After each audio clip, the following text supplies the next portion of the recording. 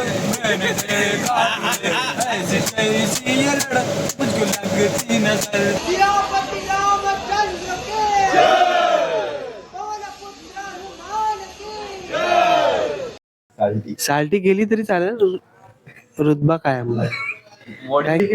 आपले हिंदुत्व आपल्याला असं जागा ठेवायचं.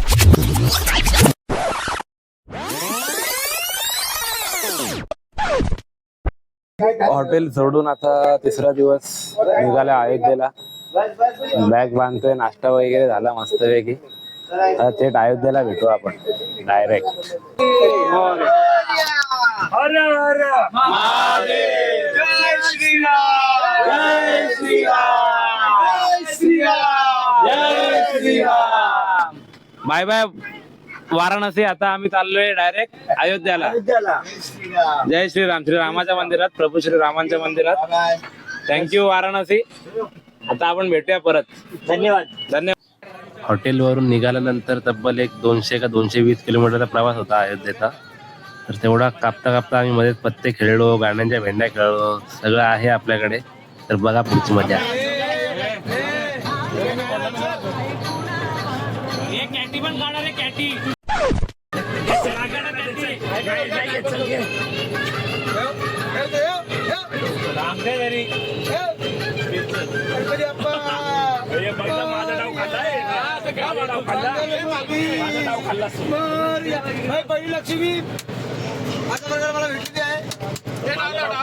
तर यूपी मध्ये पण एक बदलापूर आहे. तर आम्ही नेमकी त्याच सिटीमध्ये थांबलेलो नाश्त्यासाठी. बरं वाटलं जरा बदलापूरचं नाव बघून बॅनरवर.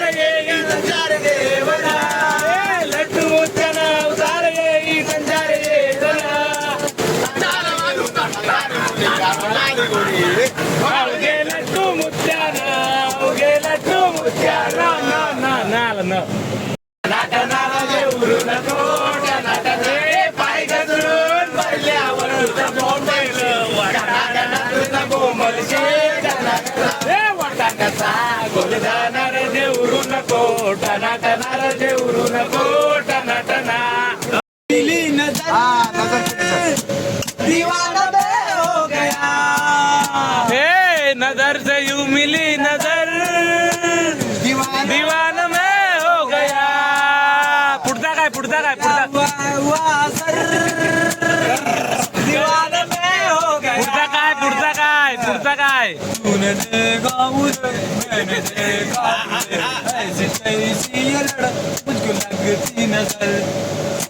ओ प्रिया मैंने तुमको दिल दिया, नशा ये प्यार का नशा है, ये मेरी बात यूं न मानो, नशे में यार डूब जाओ, रमो न होश में दीवानो. बस वो आला ना वो.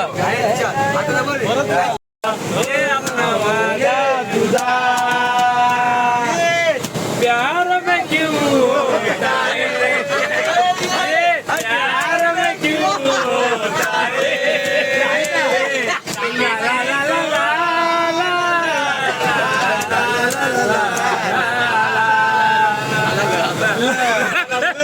ला टिक टिक लिक टिक गो रस करू लागला, मुकाबला रस करू लागला.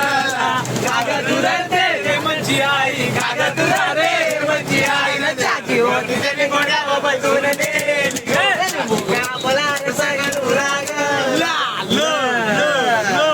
फायनली बसचा प्रवास करून हॉटेलवर पोहोचलो. हा आमचा हॉटेल. आणि आता इथून लगेच आम्ही निघणार आहे दर्शनाला. आता आमचं अयोध्येमध्ये आगमन झालंय. सगळे हॉटेलमध्ये तयारी वगैरे करून मस्त आता दर्शनाला निघालोय. पूर्ण मंगलमय वातावरण आहे इकडे, एकदम परफेक्ट. आणि इकडे बघा असे आल्यावरती लगेच हे असे सांगणारच टिक्का लावा. बरंच काय काय पुढे दाखवतो मी. एक्झॅक्ट जो मेन गेट आहे ना त्या समोरच हे जेवण उडुपी एक्सप्रेस हॉटेल आहे. एकदम चांगलं जेवण भेटतं तिकडे, एकदम व्यवस्थित. हा आहे मेन एंट्रन्स, जिथून आपण दर्शनाला जाणार आहेत आणि प्रत्येकाने इकडूनच जावं लागतं दर्शनाला. दुसरा कुठला गेट नाही आहे सध्या तरी. आणि इथून एकदा एंट्री झाली की आपलं अर्ध्या दर्शन होतंच. तर बघूया आपण पुढे किती वेळ लागतो. प्रभू श्री रामांच्या दर्शनाला निघाले आता सगळे. जय श्रीराम, जय श्रीराम. एक अर्ध्या तासामध्ये आमचं दर्शन पण होईल. फोटोग्राफी तर पुढे अलाउड नाही आहे, तर जिथपर्यंत आहे तिथपर्यंतच व्हिडिओ काढणार. त्यापुढे बघूया. आणि इकडे मस्त बनवायला घेतलं आता कॉरिडॉर वगैरे एकदम भारी. हे पहिली चेकिंग आहे.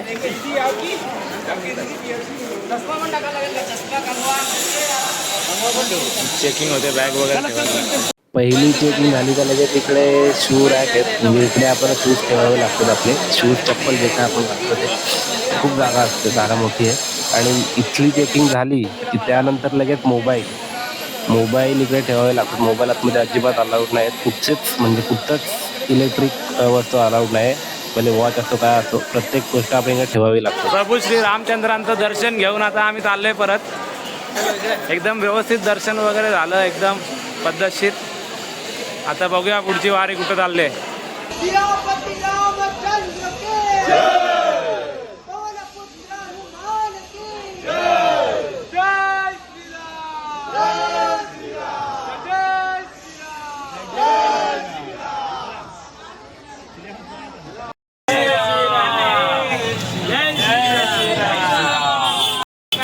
जय श्री राम, जय श्री राम. आम्ही थेट आलो हनुमानगडी दर्शनाला. इकडे खूप गर्दी होती. खूप गर्दी आहे. हनुमानांचं दर्शन घेऊन डायरेक्ट निघालो आम्ही परत गंगा आरतीला. इकडे पण एक बाजूला गंगा आरती असते, ती पण बघितली. आणि तिकडून थेट निघालो लता मंगेशकर चौककडे. तर लता मंगेशकर चौककडे आल्यावरती इकडे जो रात्रीचा नजारा असतो ना, तो आता दाखवू शकत नाही व्हिडिओमध्ये, बिकॉज काल रात्रीच माझा मोबाईल स्विच ऑफ झाला व्हिडिओ काढता. तर हे सकाळचे दृश्य आहेत. सकाळचे काय दृश्य मी रात्रीचे पण फोटो टाकतो. मी दुसऱ्या मोबाईलमध्ये काढलेत ते फोटो टाकतो व्हिडिओमध्ये. बट इकडे फोटोशूटसाठी एक नंबर जागा आहे. असं वाटतं आपण बाहेरच्या देशामध्ये आलोय. ते बॉल्स वगैरे एवढे भारी चमकतात. मी 2-3 फोटो टाकतो. आणि हे काय दृश्य आहेत थोडेसे मी टिपलेत बघा. आणि इकडे भेट द्यायलाच पाहिजे प्रत्येकाने. इकडे आल्यावरती फोटोसाठी खूप मस्त जागा आहे. पुढे मी फोटो टाकतो आता. फोटो येतील. हा रात्रीचा नजारा. आणि ही जी जागा आहे इकडे एवढे फोटोमॅन असतात, फोटोग्राफर असतात बाबा, मागे लागतात 10-20 रुपये फोटोचे. तर प्रत्यक्ष भेट द्या तुम्ही. तिसरा दिवस अयोध्येत राम मंदिराचं दर्शन पण आमचं एकदम व्यवस्थित झालं. आणि आता राम मंदिरात दर्शन झालं. इथं एक्झॅक्ट वाजले 1-1:30 वाजले रात्रीचा. जेवण वगैरे झालं. 1-1.5 तास झोपलो आम्ही. आणि आता लगेच आम्ही निघालोय नेपाळला. बिकॉज काहीतरी सिक्युरिटी रिझन्समुळे आम्हाला लवकर निघावं लागतंय. नेपाळला निघतोय.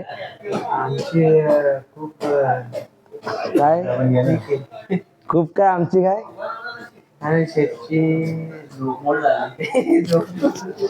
झोपमोड झाले आणि खूप चिडचिड पण झाले. पण आम्ही कोणाला सांगू शकत नाही, कारण की साडी गेली तरी चालेल, रुतबा काय विषय खतम. काय केली तरी चालत.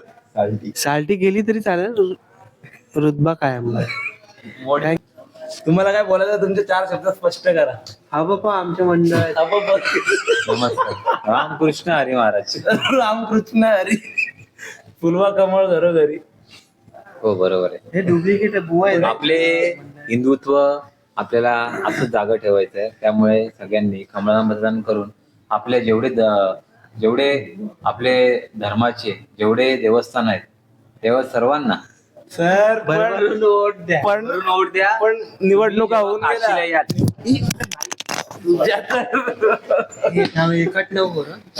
तुम्ही जेव्हा काशीला याल किंवा महाकालेश्वरला जाल किंवा अन्य ठिकाणी जाल, जेवढी मोदीने डेव्हलपमेंट केली आहे तेवढी कोणताही प्रधानमंत्री करू शकणार नाही. हे तुम्ही प्रत्यक्षात येऊन बघा, तेव्हा तुम्हाला समजेल.